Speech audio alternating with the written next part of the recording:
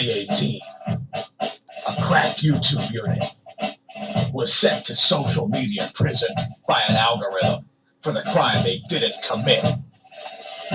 These producers promptly escaped from maximum security social media stockade to the internet underground. Today, still wanted by social media, they survive as producers of fortune. If you have a problem, if no one else can help, and if you can find them, maybe you can hire the Smash team.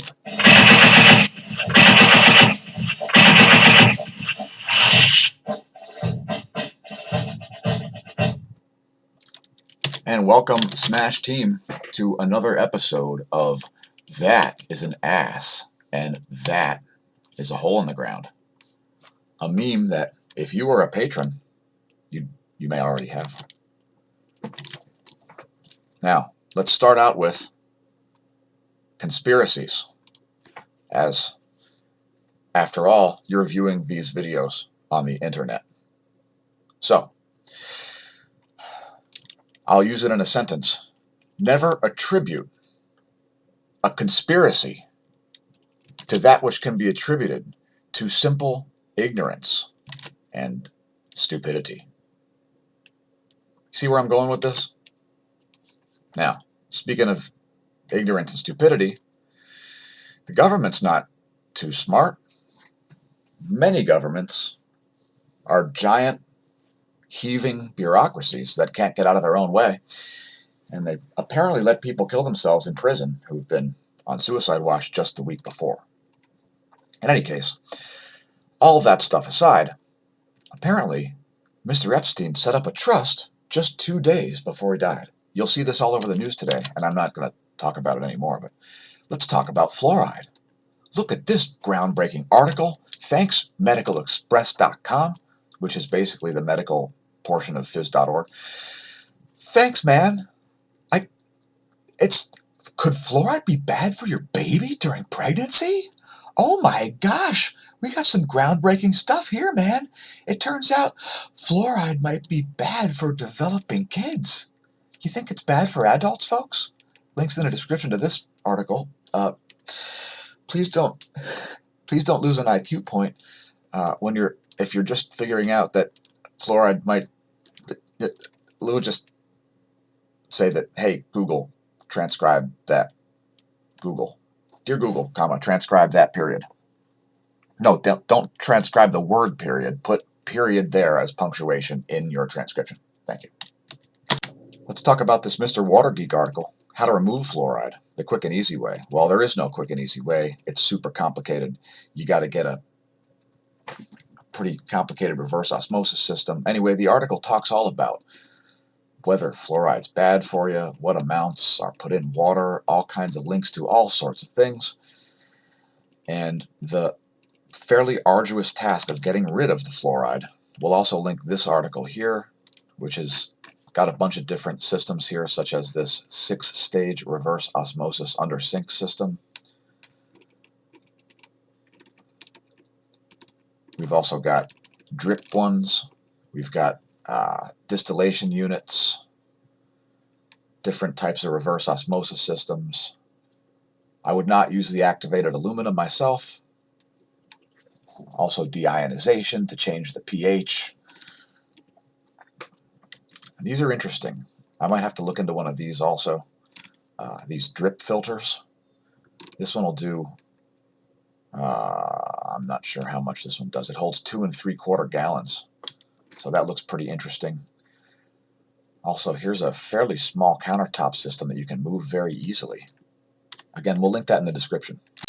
Let's talk about other idiotic things that governments do. How about 5 unbelievably stupid things governments actually tried? How about voluntary taxation, where they couldn't even write the law correctly, where you get taxed on your tax, and it wasn't even a tax write-off to pay more tax. Also, what about the studying the mating habits of Japanese quail on cocaine? Been providing $175,000 a year for that one. Also, an experiment by the National Science Foundation about voodoo dolls. No comment on whether those are real or not. And a Virginia Commonwealth study about taking bong rips among university students in Jordan. Oh, water pipe tobacco smoking. Right, right. It's not a bong, it's a water pipe. Yeah, I heard you. We're aware. How about nuking the moon? In 58, the year my mom was born, the U.S. considered nuking the moon. They wanted mushroom clouds so large it would be visible from Earth with the naked eye. A great idea. Now, of course, the Russians came up with the idea too, known as the E-4. Yeah, they were going to nuke the moon. Also, the Tsar tank, a very large tank that was basically too large to function. What about the warship of the future? What about the F-35 project when we already had the F-22, which seems like a superior aircraft to begin with, as they try to make the F-35 practically into the same plane for only $1.5 trillion as of when this article came out, this is like 2 years old, I think. What about animals as weapons? Everybody's heard about dolphins.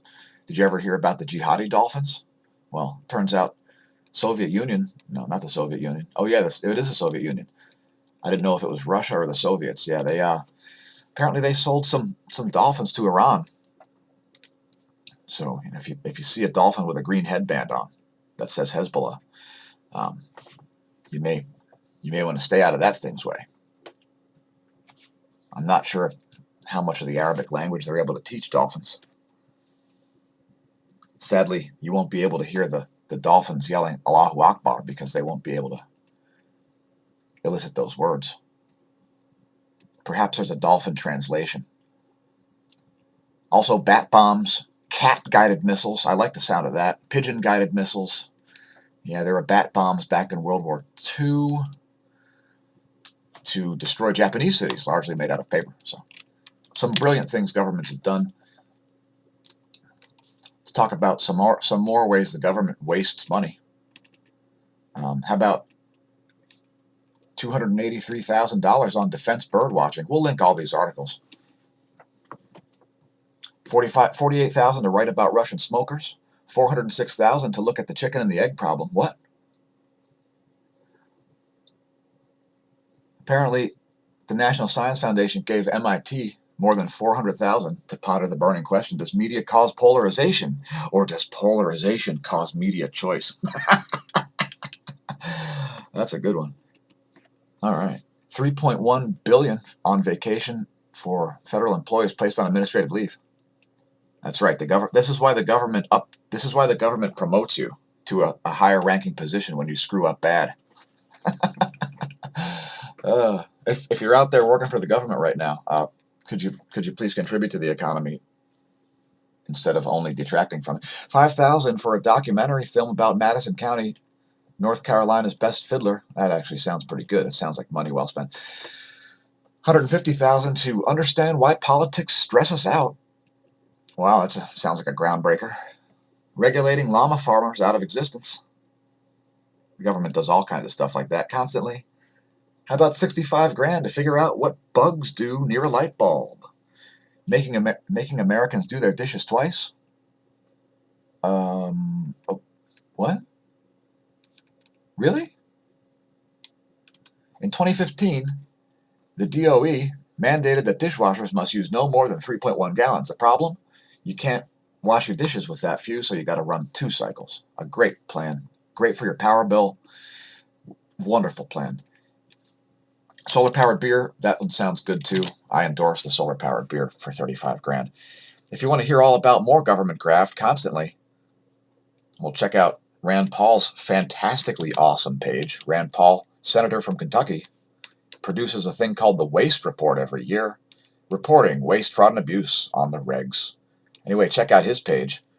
Senator Rand Paul is splentacular. Splentacularly fantabulous. So, yeah, check that out, as he tries to reduce government spending, or the rate of increase of government spending, or anything about what the government's constantly doing with its ridiculous graft. I don't know, maybe if you want to do something stupid, maybe you should get a government job. And on that note, I'll say thanks, Smash Team, as another video ends, and we essentially run for our lives.